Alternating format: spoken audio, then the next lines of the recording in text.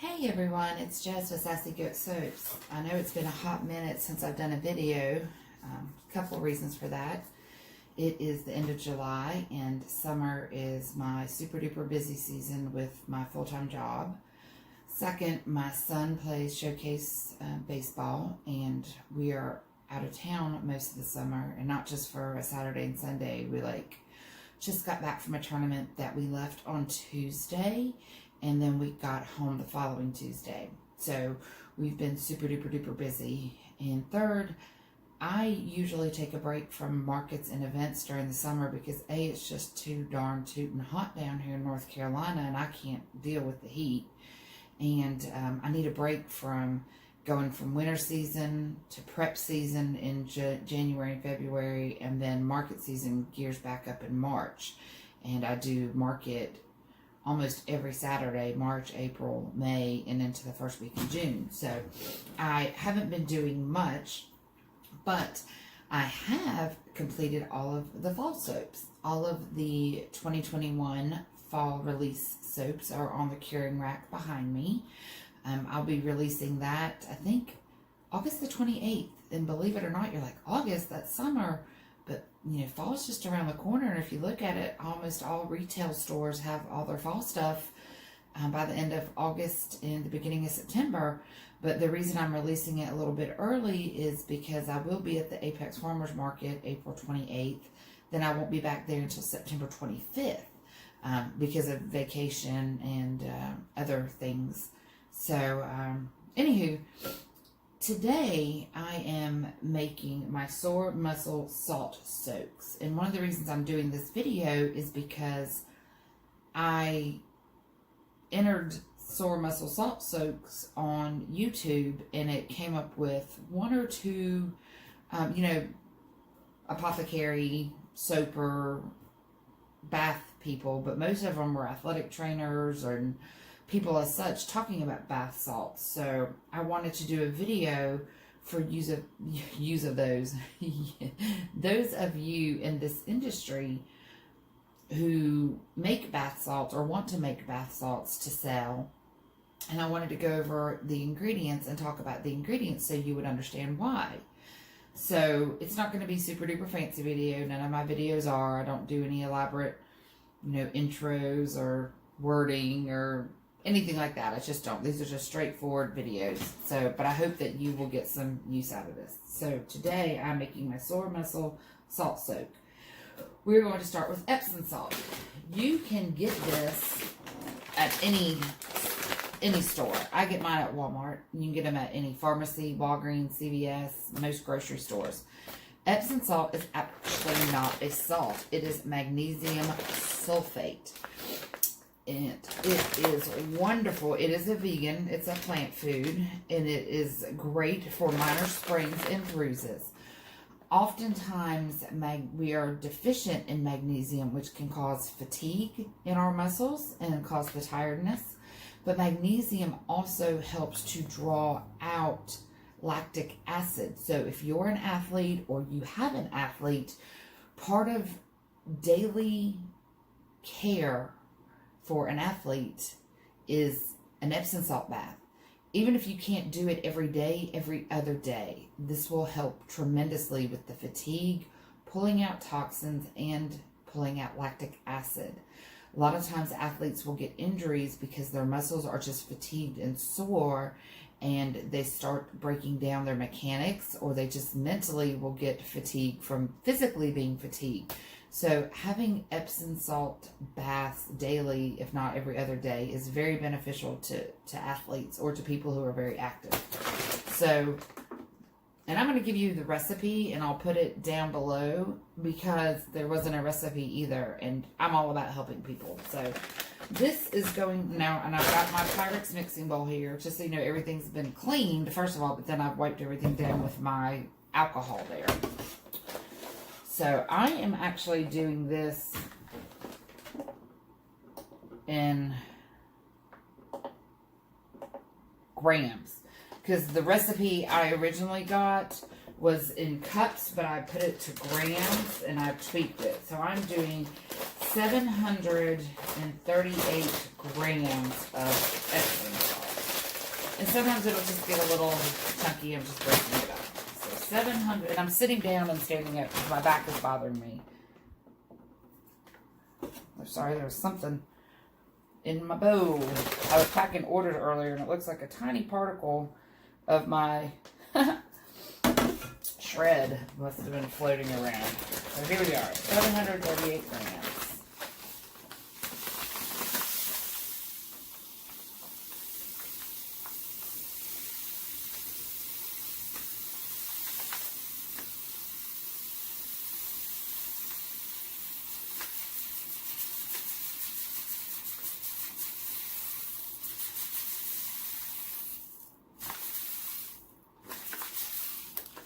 Oh, 739. So this is the Epsom salt, or better known as magnesium sulfate. Again, I just get mine at Walmart. I think that this 4-pound bag was like $4, $5. Oh no, my seals broke. And the larger bag was like maybe $7. So the next thing I use is Dead Sea Salt. I get this from Brambleberry just because they had it on sale, and I love Brambleberry. Now, Dead Sea Salt is fantastic to add into your sore muscle salt soap. You could just do Epsom salt and be fine, but I like to blend different salts for different reasons. Dead Sea Salt is very cleansing. It will help with exfoliating skin. It will also help with tired muscles and aches. Dead Sea Salt is got a lot of trace minerals that our body needs anyway, and we can absorb them. So this just adds to helping to detoxify the body, helps in aiding with recovery of sore and tired muscles, and it's also beneficial to the skin in that it helps to exfoliate. So I'm using 321 grams of this.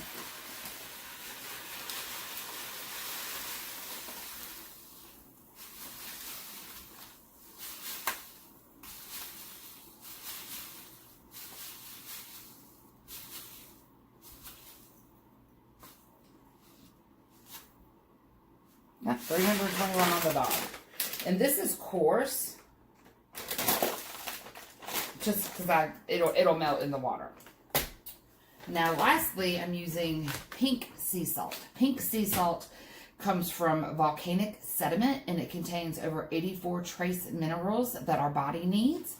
And it is also very therapeutic in helping with detoxification and muscle tension. And it also will help with like menstrual, oh, and that's the other thing, the Dead Sea Salt as well as this pink Himalayan Sea Salt help with like menstrual cramps and other body aches. So it's nice to have this in the mixture. All three of these combined just make a powerhouse of minerals and vitamins and detoxification effects and tension and muscle relief. And this is going to be 160 grams.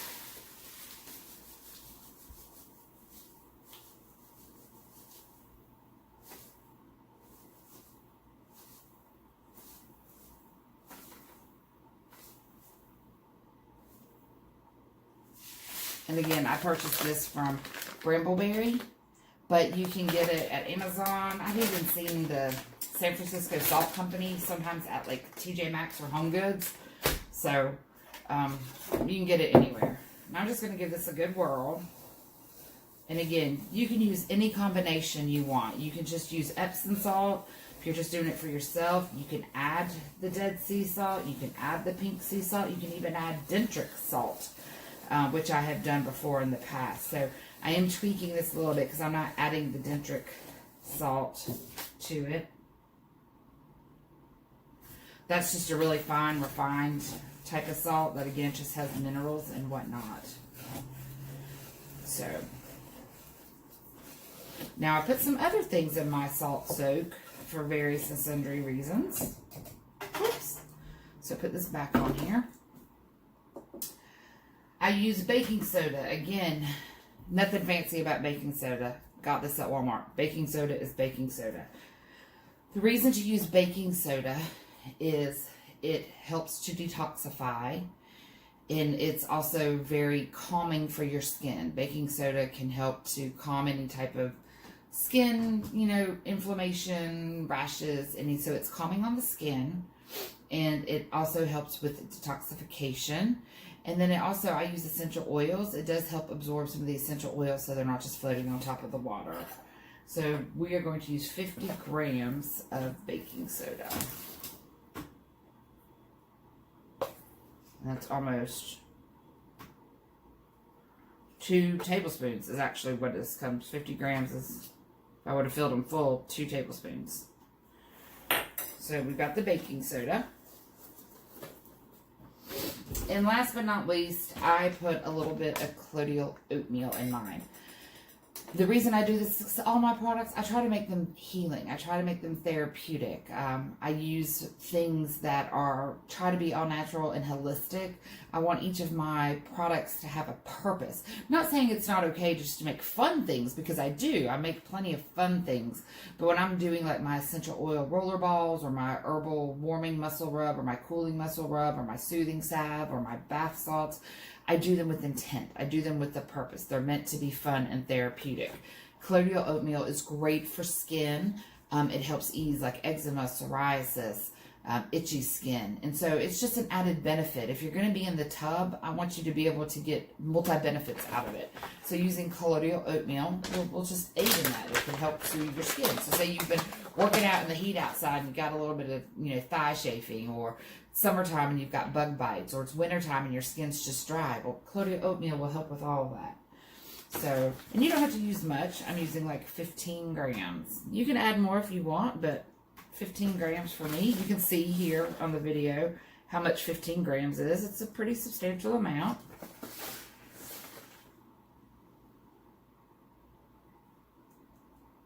We're at 13.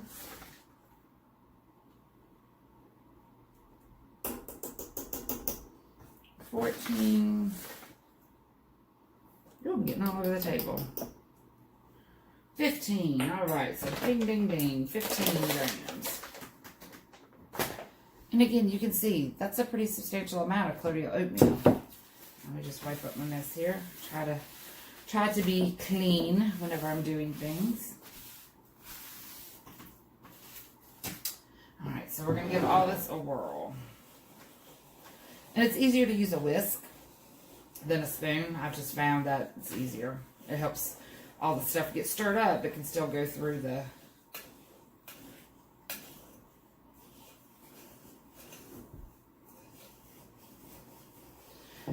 Now, if you left it like this and you didn't want to add any fragrance oils or essential oils, this would still be an amazing bath soak, salt soak. It would still help with muscle tension, sore muscles, dry, itchy skin, all of that stuff.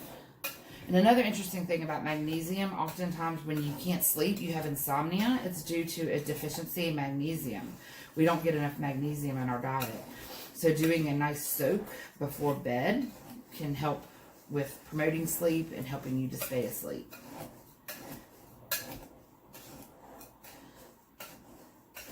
But I would encourage you to Google magnesium, and you'd be surprised at the effects that magnesium, the deficiency of magnesium, can have on us. So right now we've got this stirred up. So something I forgot to grab over here. Okay. Now I'm using a blend of essential oils. I get these cute little yogurt jars. We use Oberweis delivery, and my son is in love with this Nunos yogurt. It's Greek strained yogurt, and it's got fruit on the bottom, and these are 5 ounces, and these are perfect little containers for holding fragrance oils and essential oils. So I am using a blend of peppermint. This is Peppermint Japanese from New Directions Aromics. Peppermint is very analgesic. It is therapeutic. It's got a high content of menthol, which is great for sore muscles, tense muscles. Same thing with eucalyptus. I am using eucalyptus, again from New Directions Aromatics. Eucalyptus is also very healing and analgesic. And then I'm using a little bit of rosemary essential oil. This is from Essential Depot. It has properties known to help with promoting healing from sore muscles, bruised muscles, ligaments, things as the such. And I have run this through my calculator. Actually, I use Brambleberry's fragrance calculator. They have a bath salt option on there, so I was able to put in each essential oil, the amount, and what I was making to come up with the usage rate, and then I just double checked it with the IRFA to make sure I was being within safe. So I'm using 0.15 ounce of each. Oops. I forgot to switch over from grams to ounces. But we are good. Now this may not seem like a lot because you don't want it to be irritating for your skin. Already, everything in here is really good. This is just an added oomph to help.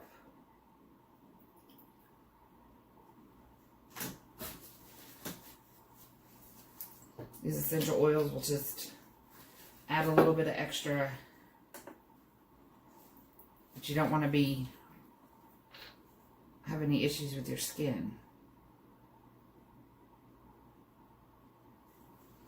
And look at that. I got 0.15 on the dot for each.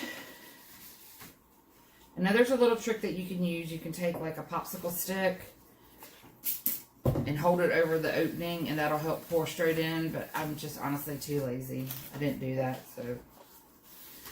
So now you will see this is basically 1, 2, 3, 4. This is this is 0.45 ounces of essential oils. That's what's going to go into this mixture. Now here's the other thing that I want to show you. I'm adding just a bit of olive oil. This olive oil, first of all, and again, Walmart, great value. Doesn't have to be anything fancy. It is just your classic olive oil. I'm adding 1 teaspoon. This will help bind to the essential oils so the essential oils aren't floating to the top of the water, which can be irritating to the skin. I'm just going to spray this down with my alcohol. So I've got other things I'm going to be making today. It's a busy day here in the studio. I'm making these bath salts. I'm making calm cream. I'm making a hemp body butter. And then I've got to prep for a couple batches of soap. So, again, you can use any oil you want, any carrier oil. Olive oil, because it's such a small amount, it's very inexpensive. I have it on hand. It will just combine with the oils to help them to not float to the top of the water. So, and then I'm just going to pour this in. Get everything out. Oh, God, it smells so good. And we are going to give everything a great stir here.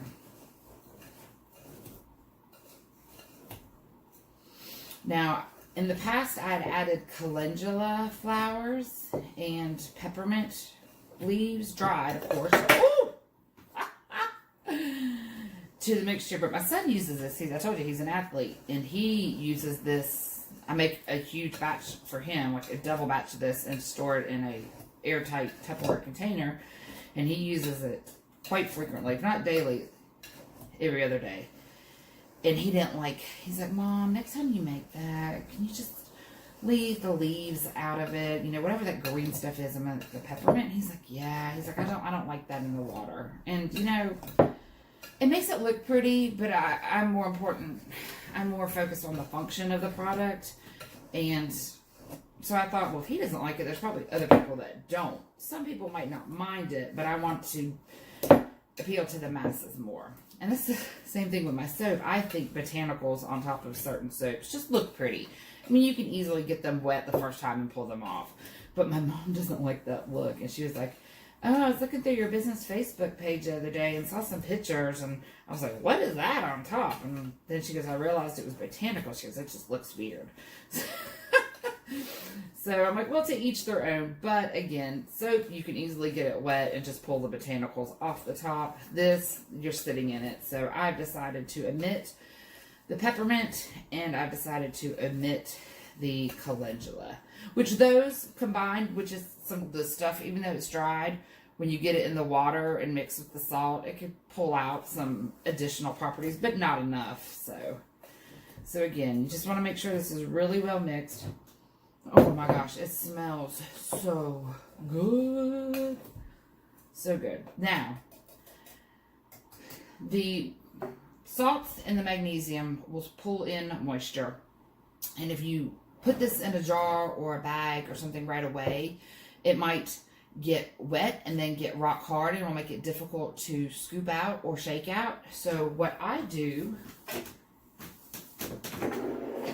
first of all, I need to clean up that little mess. Sorry for reaching over you.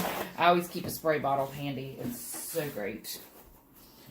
And I have a junk bucket, which is right underneath the table.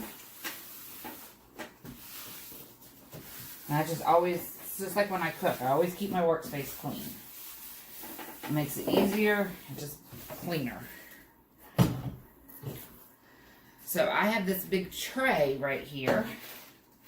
I have lined it with shrink wrap, or not shrink wrap, saran wrap. And I'm going to let my salts dry overnight for 24 hours.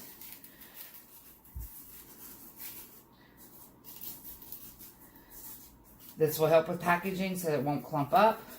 You still are going to want to store them in some sort of airtight container. Yeah, I just can't get over how freaking good this smells. Oh my God, I'm in love. I'm in love.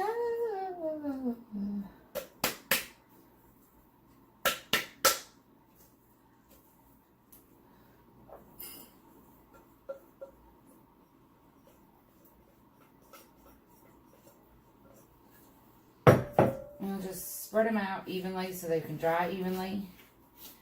I'm going to let them sit overnight.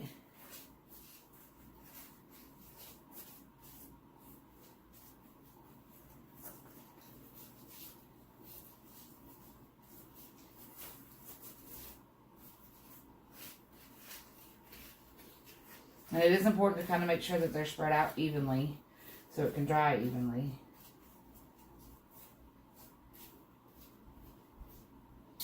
And I will show you. This is how I package mine. I use these Kraft, brown Kraft bags. I got the seal on top here. This is my 2-ounce package. And then these are usually 2 baths worth. It depends. They say if you're using these for muscle relief, you should use 2 cups. I kind of find that's an overkill. I tell people a cup. This is just 2 ounces. These are my single serve. Now this is different. This is my milk bath salts. So these are, you know, different than the sore muscle. But I do the single serve. I'm usually just like, yeah, just dump this all in. Or if you want, you can use half. Use an ounce and an ounce. But for the sore muscle, a little bit more therapeutic, you are probably going to want to use a cup, which is 8 ounces. Or you can use a half a cup, you know. It all just depends on your level and or whatnot. When I package these come in the big ones. I have single dose serve here, and then I have big servings, which are 9 ounces. So if you're doing 9 ounces, if you do a half a cup, that would get you probably just about two baths or whatnot. So again, it just all depends on how you want to use it and how you want to test it out. So that's it. That is the sore muscle salt soak recipe. Hopefully that helps. Hopefully you have a little bit better understanding of all the ingredients and their benefits for your product. And I appreciate it. If you like this video, you found it helpful, please give it a thumbs up. Please subscribe. And then you can follow me on Instagram and Twitter and Facebook at Sassy Goat Soaps. So thanks everyone and have a great day.